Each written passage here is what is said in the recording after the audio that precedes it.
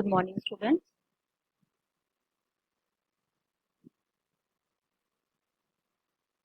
So we are continuing with female genital tract. So we are going to study gestational trophoblastic disease. It includes herediform mole, invasive mole, and choriocarcinoma.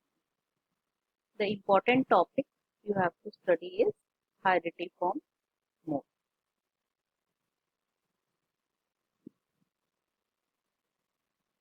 Herediform mole or H mole. H mole is characterized by cystic swelling of the chorionic villi accompanied by variable trophoblastic proliferation. H mole is of two types, complete mole and partial mole.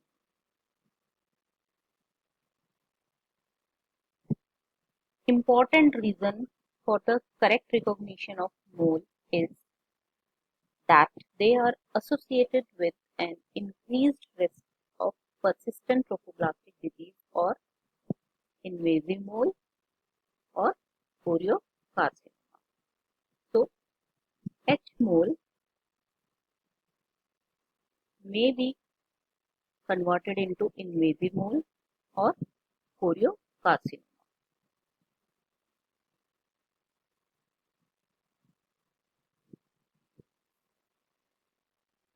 In the past, most patients presented in 4th or 5th month of pregnancy, means in later stages of pregnancy. In second trimester, patient presents with vaginal bleeding. But today, H moles are being diagnosed at very early gestational ages due to routine ultrasound and close monitoring of early pregnancy. Molar pregnancy means H mole can develop at any age, but the risk is higher at far ends of reproductive life, means it is more common in teens, pregnant teens, and ages between 40 and 50 years. It can develop at any age, but most common during teen pregnancies and in later age pregnancy from 40 to 50. Now coming to origin of complete and partial H mole, how it originates. So the complete moles most commonly arise from fertilization of an empty ovum. Fertilization of empty ovum.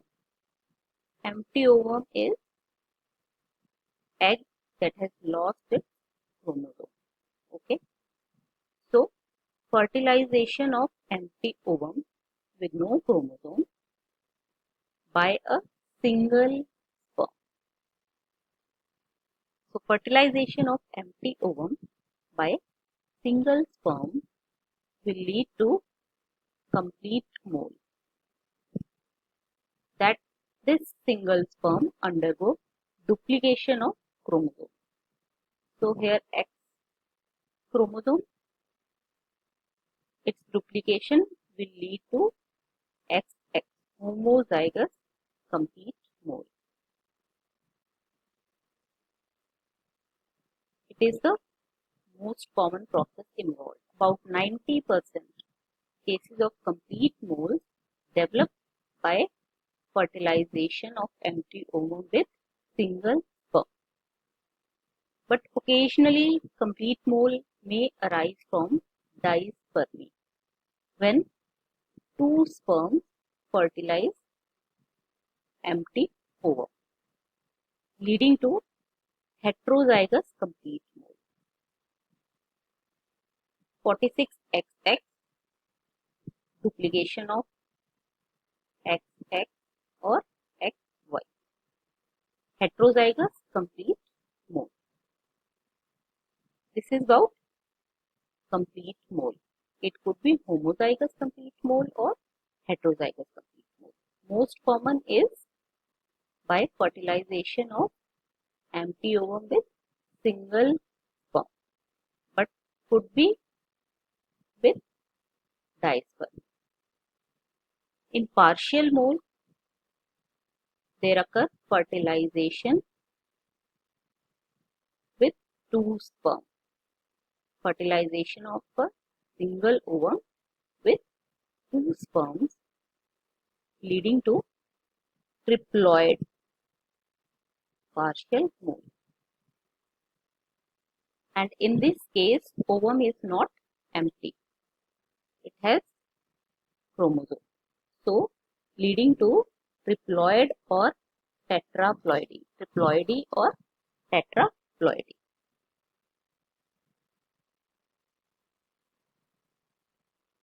So, in complete mole results from fertilization of an egg that has lost its chromosome, means empty ovum, and the genetic material is completely paternally derived. This is important. Genetic material is paternally derived. How? Because ovum is empty, so chromosome is from sperm, so it is paternally derived. 90% of complete moles have diploid pattern, all derived from duplication of genetic material of one sperm. The phenomenon is known as androgenesis. So 90% have diploid pattern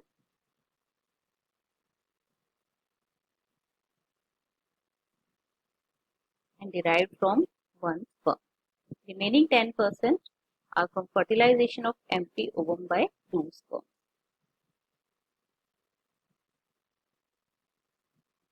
Now histologically, incomplete mole. Complete by the name itself, incomplete mole, all or most of the villi, all the villi are enlarged and edematous.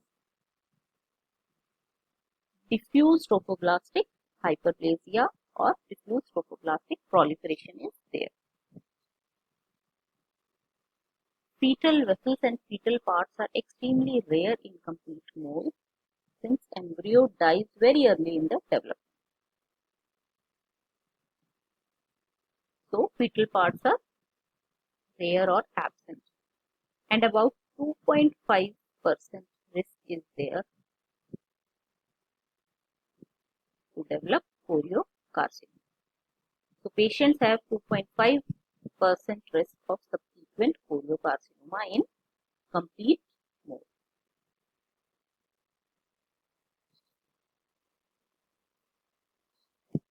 So, in partial mole results from fertilization of an egg with two sperm, which we have discussed in early slides. In these moles, karyotype is triploid or tetraploid. Fetal parts are more commonly present than in complete mole. In partial moles, some of the villi are edematous, while in complete mole, all of the villi, mostly all villi are edematous, but in partial mole, some of the villi are edematous.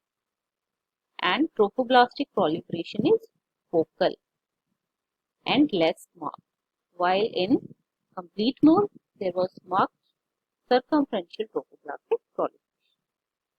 Although partial moles have an increased risk of persistent molar disease, they are not considered to have increased risk of choriocarcinoma. So, they do not change into choriocarcinoma, while complete mole have 2.5% risk of developing or converted into choriocarcinoma.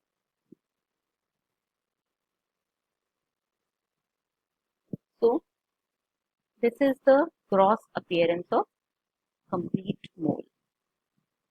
Delicate friable mass of thin-walled, translucent, cystic, grape-like structures consisting of swollen edematous hydropic villi. These are villi, grape-like, cystically dilated, edematous hydropic villi. Fetal parts are not seen in complete mole. So, this is H mole in the uterine cavity, and these are complete hydrated mole. Now, this is the histological microphotograph. You are seeing there is swelling of villi, swollen villi. All villi are edematous. They are swollen. Chorionic villi are enlarged, scalloped in shape, and with central cavitation. They are cisterns. Central cavitation known as cisterns. There is marked trophoblastic proliferation, circumferential proliferation. This is another photograph showing H mole, complete H mole. These are enlarged and dilated edematous villi. Villi are avascular. These are hydropic villi which are avascular, and they have central cavitation or cisterns. This is cavity, central cavitation or cistern.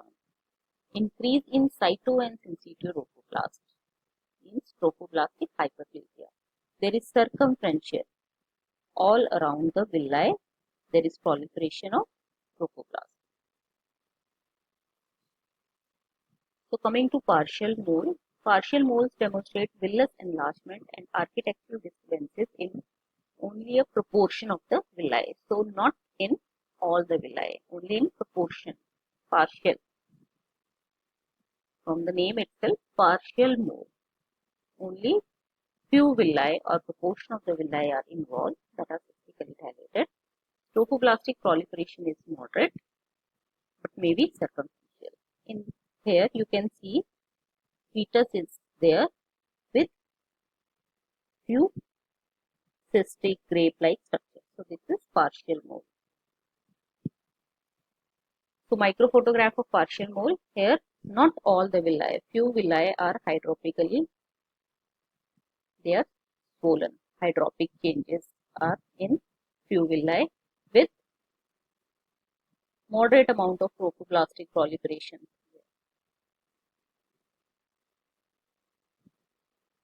So, differences between complete and partial mole are fetal part or fetal tissue is seen in partial mole.